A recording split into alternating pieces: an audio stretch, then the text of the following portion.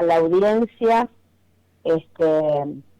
Acá estamos Bueno, nuevamente de visita en tu programa. gracias por la comunicación. Comentame, Marta, porque hoy y mañana los docentes de La Matanza y de varios distritos han decidido un paro en el marco de lo que está sucediendo en la pandemia. Sí, ¿Cómo están evaluando la situación en las escuelas? Viste que hay una discusión, una polémica. El ministro Trota dice que no es serio, que no hay contactos, algunos funcionarios de la provincia también, que el problema no son las escuelas, sino es fuera de las escuelas. ¿Cómo ven ustedes esto?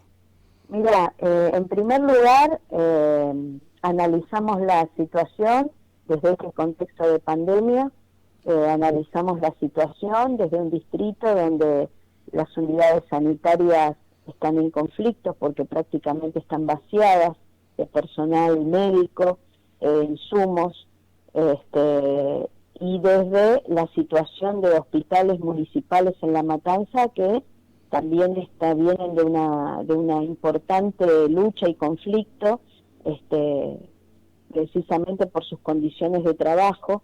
Entonces, eso, sumado a cómo está circulando el virus que tenemos, el Manaos, además del COVID, tenemos otras cepas, por lo tanto, en un distrito que es una provincia, estamos sumamente preocupados, porque entendemos que es imprescindible que se tome la medida sanitaria de suspender la presencialidad en las escuelas. Y digo esto y decimos esto desde un lugar que sabemos lo que significa, ¿no? Porque definir la suspensión de la presencialidad en la escuela es un drama social y educativo. No creemos que sea algo alegre de decidir por lo que significa para los chicos ese encuentro vincular y social, y lo que demostró lo que significa la presencialidad, el rol del docente, que es indispensable y no lo reemplaza ningún mecanismo virtual ni tecnológico. Pero el tema es que, pensado en términos de pandemia, entendemos que es la mejor medida, porque una de las cosas que nos preocupan es que hoy el Estado no le garantiza al trabajador seguridad desde el momento que sale de su casa, va a la parada y sube al colectivo. Entonces, si bien pueden haber protocolos, que hacemos muchísimos esfuerzos en las escuelas para que se cumplan los protocolos, muchísimos esfuerzos en la escuela para hacer los reclamos de todas las cosas que se necesitan, si se necesitan infraestructura, elementos de higiene, o los termómetros que se rompen y hay que llevarlos a arreglar. La situación de contagios que hay ahora, por ejemplo, es importante, porque tenemos burbujas, ¿no? Que así es como están funcionando los grupos. Tenemos burbujas que están aisladas porque hay docentes que están con COVID o con contacto estrecho. Tenemos burbujas aisladas porque hay niños con COVID o con contacto estrecho. Por lo tanto, el funcionamiento se va tornando más dificultoso a medida que pasan los días. Cuando tuvimos anoche, cada vez que escuchamos los nuevos récords, eso de contagio, eso también se traduce en lo que es la escuela y el funcionamiento de la escuela. Entonces nosotros entendemos que es muy importante la medida sanitaria de la suspensión de la presencialidad temporariamente, porque no decimos de acá para siempre, temporariamente a medida que vayamos viendo cómo transita el virus y los niveles de contagio. Y por supuesto, si este periodo de suspensión de la presencialidad va acompañado de acelerar los ritmos de vacunación masiva, mucho mejor, porque vamos poniendo en mejores condiciones a la población para hacer frente al virus. Con respecto a la Entonces, vacunación en los docentes, Marta, ¿cómo está? ¿Se han mira, vacunado todos los docentes? no tenemos idea, es decir, tenemos una situación que el municipio no pasa datos con respecto a la cantidad de docentes vacunados. La información es muy estrecha, y las decisiones también son unilaterales. Si bien se habla de que se arma un comité de crisis, un comité de emergencia para analizar la situación, solo es una mesa redonda para las fotos y para los medios, pero realmente, si ese comité funcionara, a los primeros que tendrían que citar para la negociación o para entablar una resolución de un conflicto que es muy grave en La Matanza es a los trabajadores de la salud. Entonces tenemos una situación entendemos nosotros bastante difícil. Claro. Por eso es que insistimos con el tema de suspender la presencialidad. Ellos insisten y el argumento central es que el contagio no se da en la escuela, lo dice el ministro Trota, sí, lo dicen todos, y que la decisión no la toman ellos. El tema es que acá, cuando un niño, uno de nuestros niños se contagia, la inmensa mayoría no tiene obra social y tiene que ir a una unidad sanitaria o a un hospital público. Y en la situación en La Matanza con respecto a eso es grave. Entonces, claro, no es que solo se trata de analizar si en la escuela se contagia, sino que lo que hay que analizar es un contexto más complejo y completo de todos los actores que funcionan al momento de que de una persona se contagia de COVID. Si tiene obra social, si tiene acceso a la salud, si tiene un lugar donde aislarse, es decir, todo lo que se nos activó el año pasado, producto de esa primera experiencia de todo un año que tuvimos, hoy en esta segunda ola se nos vuelve a activar, y lo que yo le pregunto al intendente de La Matanza es en qué condiciones estamos. Por eso, así como otros intendentes del conurbano se pronunciaron con una emisión de criterio que es solicitando la suspensión de la presencialidad, me gustaría saber cuál es la opinión del intendente de La Matanza con respecto a este tema. Claro, el gobierno de la provincia también hasta ahora se resiste a eso, porque el está gobierno en la de la misma línea provincia que el gobierno nacional, que el ministro Trota. Me parece que no están analizando la gravedad, claro, y se dejan correr un poco por los sectores hegemónicos de los medios y la derecha con respecto a las presiones que hacen de mantener la apertura de determinadas actividades a riesgo de la salud, ¿no? Exactamente, y sobre todo lo que nos preocupa mucho es que, a diferencia del año pasado, notamos que hay muchos casos de niños que se contagian de COVID con síntomas de fiebre, dolor de estómago, bueno, y es algo que lo empezamos a escuchar más seguido. Muchos jóvenes, ¿no? Internados, muchos jóvenes están diciendo que cada vez afecta más a los jóvenes y menos a los adultos, como era el año anterior con la pandemia. Así es.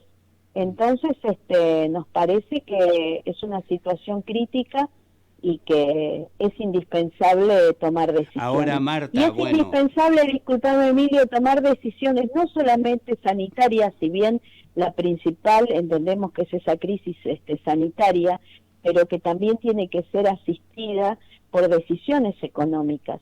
Entonces, si desde el gobierno nacional están preocupados, porque entiendo que deben estar preocupados de cómo se dan los salvatajes o las ayudas económicas a los sectores,